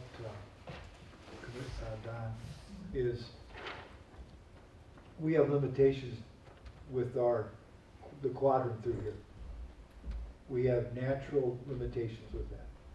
So your design guidelines are strictly guidelines because we're going to have constraints with all the things that you see through here, whether it's zoning, size of the property, whether it's the geographic location of the contour of their land, lakes, property, all those things. So when you get involved with this, these guidelines are very, very important but they're gonna have to be adjusted when we write these guidelines for finalization to make sure it fits our quadrant of 24. Because when we start on the south end and work our way through the different districts, you're gonna see natural constraints coming up. I would support what Commissioner Knoll said, is they are guidelines. Thank you. Okay. That was the bulk of it. If there's any other questions or, yeah, that's all I got. If there's any other questions or comments, I'm happy to entertain or take in any other information before we move on to the next item. I'm sorry. Go ahead. If that's okay. Traffic, we talked a few months back about, when you asked the question, what was couple words for our vision. There was also discussion about including in the master plan, we have roads in the current master plan that are discussed in just a few sentences, like where we might put roads in to help us with traffic. And I asked at that time if we could put that in an image to help it become real, potentially someday. Like an illustration, like a visual reference? Well, just, right now it's, we have, you know where it's at in the master plan, right? There's a few, I think four lines that talk about potential roads that could be put in. It seems like this would be a good opportunity to start to show what those might look like on a map, because I'm sure that that would get a lot of discussion, right? Okay. If we're gonna be putting roads in somewhere where they're currently not, to help alleviate traffic, or not, but at least we start to show that we're trying to do something, and if no one wants it, then that's okay. That's what Or make improvements to existing roads. whatever it might be, right? Part of our survey and part of the work that we did up at the Legacy Center asked those questions, whether we felt that the residents needed roads, whether they were interested in having a separate taxation for roads. So roads were part of that research that we did. That's why it's so important, in my opinion, to glean that research, put it into this work we're doing, so we can have the best information from the residents.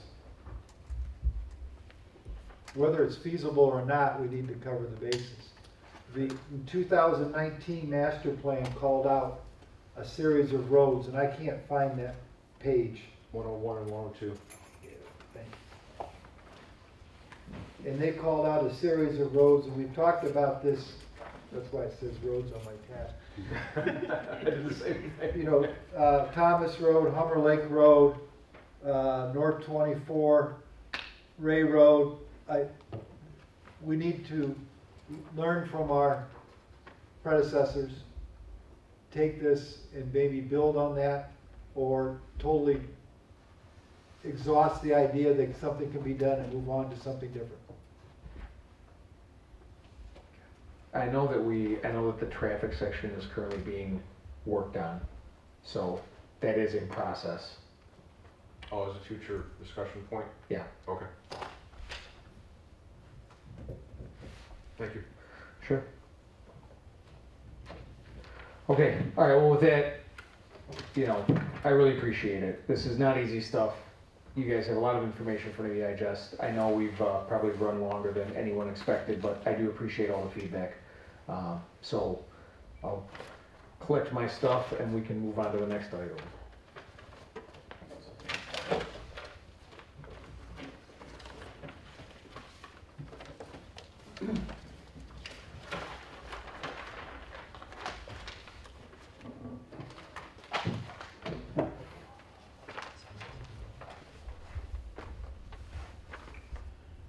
Okay, so I have a comment about the master plan. this is not the time, sir.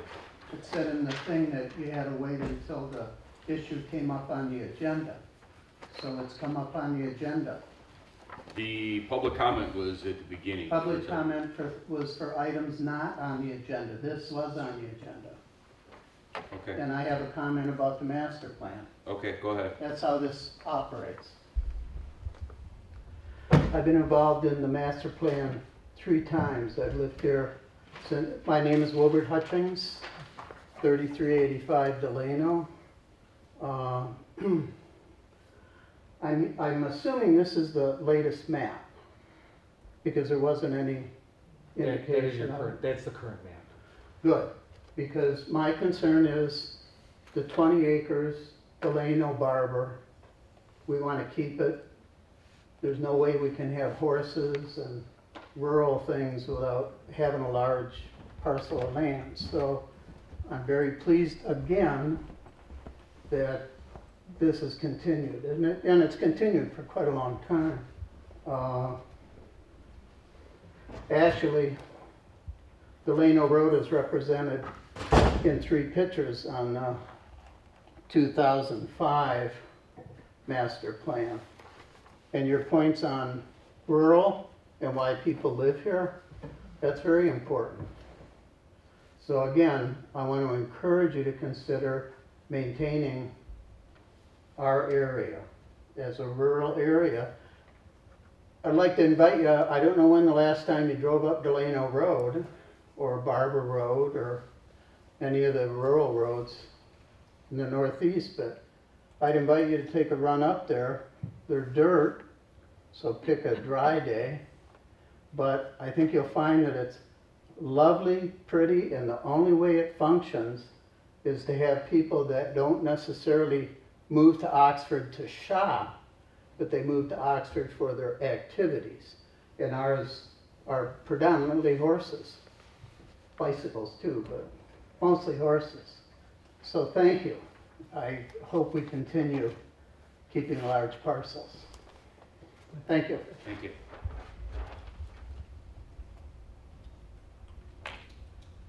Okay, moving on to number 11, new business. Don't see that we have anything new. Communication and committee reports. Do we have anybody from the economic development? Mr. Spiz is here tonight. Ordinance review committee. Okay, for everybody's information, the ordinance number 85A on signs has been fully published. If you haven't, if you would check your mailbox, you should have a hard copy in your mailbox. And at the same time, section 9 in your book is now deleted. This replaces it. All right. Thank you. Planner and engineering reports. You guys have anything? Nothing, I mean, other than day-to-day business. Okay. And you have a complete list of projects from Sharp Engineering that's in your packet? Right. Are there any questions or anything on that?